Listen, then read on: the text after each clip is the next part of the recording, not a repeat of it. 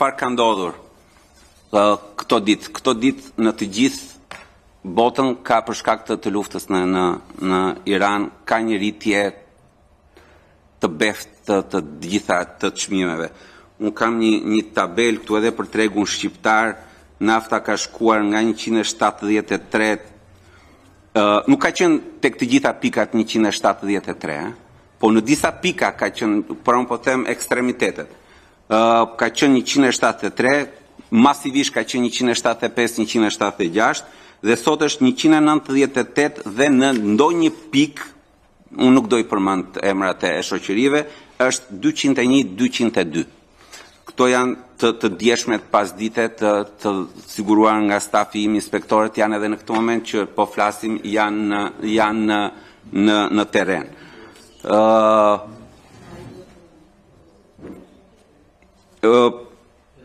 Do të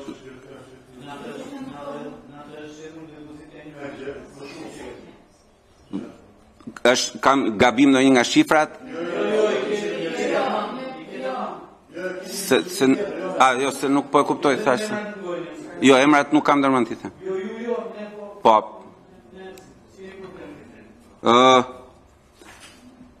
Në Kosovë është rritur nga 1.2, këtë e kam nga kolegët kosovarë, ne jemi në marrëdhënie pothuajse me të gjitha autoritetet, nga 1.2 në 1.6, rritja i korespondon rreth 30%.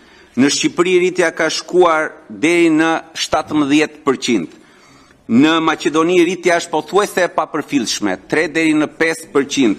Gjithashtu në Bullgari është pothuajse e papërfillshme, 3 deri në 5%. Faktorët janë nga më të ndryshëm. Bullgaria, për shembull, ekzistenca e një rafinerie të brendshme, siç është në Kroaci apo në Bullgari, ndikon shumë në çmimin e naftës. Fakti që Bullgaria nuk është ndaluar nga BE-ja të marrë naftë nga Rusia, ndryshe nga gjitha vendet e tjera të BE-s, të cilët nuk mund të marrin dot naftë ruse dhe detyrohen të marrin në vendet e gjirit, bën diferencën me Bullgarinë. Italia është rritur 15 deri në 25%, Greqia 10 deri në 15%, Gjermania deri në 27% ka rritjen më të lartë në BE, Gjermania. Çfarë kanë bërë homologët tanë? Asgjë. Nuk ka asnjë lëvizje deri në këtë moment nga autoritetet e konkurrencës, as të Greqisë, as të Kosovës. Kosova ka nisur monitorimin identik si ne. E ka nisur 2 ditë pas nesh. Ne nisëm monitorimin, pas 2 ditësh e ka nisur autoriteti kosovar i konkurrencës, ndërkohë që garanti italian për shumë megjithëse ka pasur 2 kërkesa nga shoqatat e konsumatorëve, i janë kërkuar publikisht në media nga shoqatat e konsumatorëve që të nisi një aksion, autoriteti italian i konkurrencës nuk ka nisur deri në këtë moment asnjë lloj aksioni. Ne kemi nisur një monitorim. Do të shikojmë, për fat të mirë, shoh edhe lëvizje pozitive nga ana e ekzekutivit. Mund të ndaj me ju një praktik nga Kosova. Përpara 4 ditësh ministrja Kusari në emër të qeverisë ka nxjerrë një vendim në lidhje me tregu në fjalë, ku i ka detyruar, ju kërkohet me detyrim e ngjashme me bordin ton, që marzhi i fitimit në shumicë të jetë vetëm 2 cent dhe marzhi i fitimit në pakicë të jetë vetëm maksimalisht 12 cent në tregun kosovar.